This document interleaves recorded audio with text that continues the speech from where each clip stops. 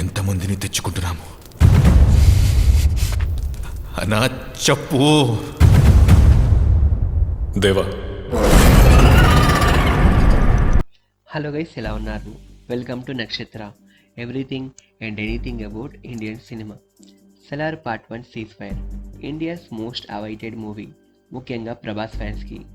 Saaho, Radhe Shyam and recent Adipurush లాంటి back to back average and flop మూవీస్తో disappoint అయిన fans ఇప్పుడు సలార్ మూవీతో స్ట్రాంగ్ కంబ్యాక్ వస్తుందని భారీ ఆశలు పెట్టుకున్నారు.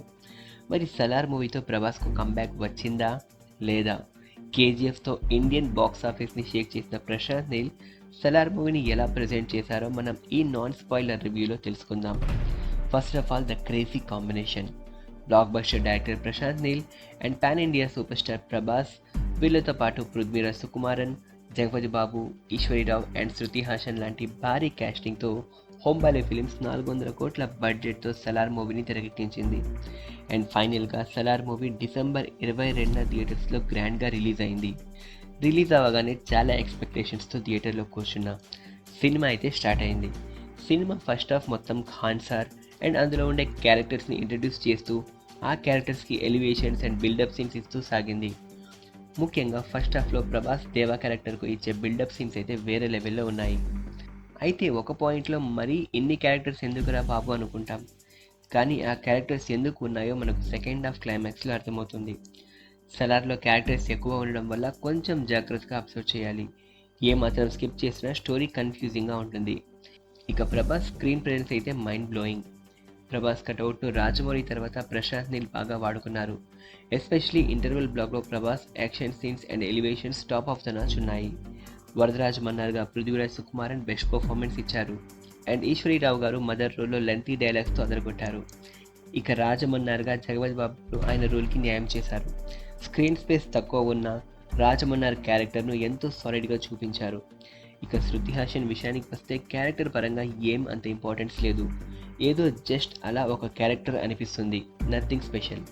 ఈ మూవీలో ఒక సర్ప్రైజింగ్ క్యారెక్టర్ ఎంట్రీ కూడా ఉంది. అది మీరు థియేటర్స్లో ఎక్స్పీరియన్స్ చేస్తే బెటర్. సలార్ ఫస్ట్ హాఫ్ మొత్తం characters introductions, elevations and buildup సీన్స్తో ముందుకు సాగుతుంది. అయితే సెకండ్ హాఫ్ దీనికి కంప్లీట్లీ డిఫరెంట్. సెకండ్ హాఫ్ మొత్తం ఈ క్యారెక్టర్స్ మధ్య ఉండే ఎమోషన్స్ అండ్ స్టోరీ పైన నడుస్తుంది. ఇక pre climax and climax blocks అయితే ఎక్స్ట్రీమ్లీ అమేజింగ్.